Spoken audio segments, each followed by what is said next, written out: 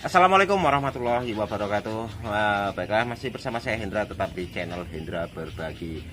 Masih tentang penurunan harga rongsok. Jadi begini ya sahabatku, setiap terjadi penurunan harga rongsok ya, ini mungkin banyak pemain-pemain rongsok atau pengepul-pengepul rongsok yang mungkin sedikit mengalami kerugian, atau mungkin sebenarnya nggak kerugian ya, tapi kalau lebih tepatnya yaitu negatif income ya, atau dengan kata lain, kalau biasanya ya mungkin per bulan itu untungnya misalkan 5 juta, karena terjadi penurunan ada sedikit mungkin pernah mengalami kerugian di hari-hari tertentu ya, sehingga yang tadinya untungnya per bulan itu 5 juta mungkin tinggal 3 juta atau 4 juta. Jadi nggak rugi ya sebenarnya, hanya negatif income. Tapi memang ada juga yang memang betul-betul rugi untuk pengepul yang memang menimbun barang itu dalam jumlah besar, karena mau dikirim ya, ini mungkin keteteran sehingga setiap kirim selalu mengalami kerugian. Tapi begini ya sahabatku, setiap terjadi sesuatu ya, baik buruk, itu pasti ada hikmah di balik semua itu ya. Jadi memang nggak semua pengepul itu merasa dirugikan atau merasa kurang nyaman dengan penurunan harga ya. Ada juga keuntungan ya, keuntungan yang bisa diperoleh dari penurunan harga ya. Keuntungan seperti apa? Jadi keuntungan ini ya, ini khususnya bagi sahabatku pemain rongsok pemula ya, pengepul pemula ya. Karena apa? Dengan harga yang turun ya, ini otomatis modal yang kita butuhkan itu nggak terlalu besar ya, modalnya nggak terlalu besar. Misalkan ya, biasanya kita beli per kilo itu harga 6.000 ya, kalau untuk 1 ton kita butuh biaya sekitar 6 juta ya. Tapi karena terjadi penurunan harga sehingga modalnya hanya harganya cuma 5.000, sehingga kalau untuk 1 ton cukup dengan modal 5 juta. Jadi ada selisih ya modal yang kita butuhkan. Nah, selain itu juga untuk persentase keuntungan ya, persentase keuntungan misalkan dengan modal 6.000 ya, 6.000 kita untung Rp500 misalkan per kilo ya. Ini kalau persentase keuntungan itu kan nggak nyampe 10% ya, hanya kisarannya itu sekitar 8 atau 9% ya. Itu dengan modal 6.000 untung 500. Tapi kalau dengan modal Rp5.000 dan untungnya Rp500, itu persentase keuntungannya itu juga lebih besar ya, karena persentasenya itu 10% ya, 10% dari modal belinya ya. Jadi sekali lagi ya, ada hikmah semuanya ya.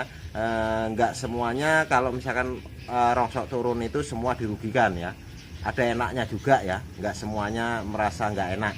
Ada enaknya, pertama mungkin enaknya modalnya nggak terlalu besar, terus modal persentase keuntungannya juga ya, itu juga nggak cukup lumayan, justru modal persentase keuntungannya cukup lumayan. Dan juga kalau untuk konsumen ya, untuk konsumen ini sebenarnya lebih diuntungkan ya, konsumen akhir ya, itu lebih diuntungkan kalau harganya memang agak rendah. Karena bisa kita kebayangkan, memang kalau mau kita sebagai pengepul atau mungkin pemulung, harganya kalau bisa itu harganya setinggi-tingginya. Tapi kalau memang itu mau kita diikuti harga tinggi, mungkin ya HP yang sahabatku gunakan saat ini untuk nonton video saya ini, yang mungkin harganya tadinya 1 juta itu harganya bisa nanti kisaran 1,5, bahkan mungkin 2 juta. Kenapa? Ya, karena bahan bakunya juga melambung ya.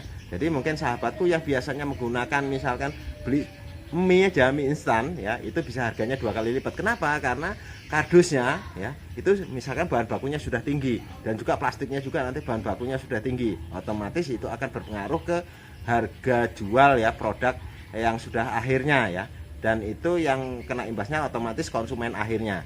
Jadi saya kira mungkin suatu usaha mungkin untuk keseimbangan. Jadi untuk kelas kita semua para pendaur ulang atau istilahnya bergerak di bidang limbah ya, ini tetap bisa bertahan, bisa berjalan usahanya, sementara juga konsumen juga nantinya enggak terlalu berat ya, konsumen akhir maksudnya.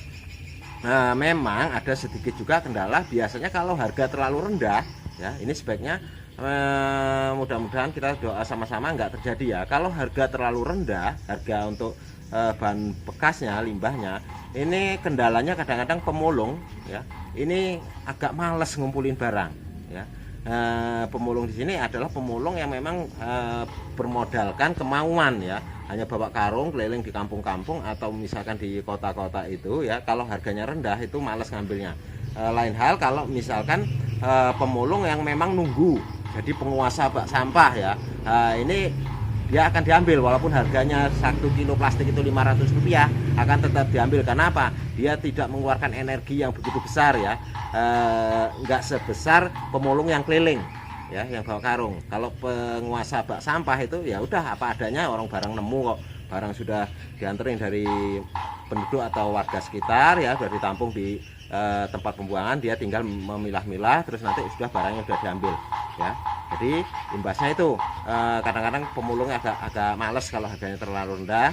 Nah, tapi juga keuntungan bagi pengepulnya, khususnya bagi pengepul pemula ya, nggak membutuhkan modal yang terlalu besar. Jadi sekali lagi ya, kita nikmati, memang ini sudah suatu proses yang harus kita jalani ya, naik turunnya ya. Yang penting sekali lagi tetap semangat, dan sekali lagi jangan nimbun barang supaya nggak mengalami kerugian yang luar biasa. Sekian, lebih dan kurang saya mohon maaf. Wassalamualaikum warahmatullahi wabarakatuh. Tetap sukses.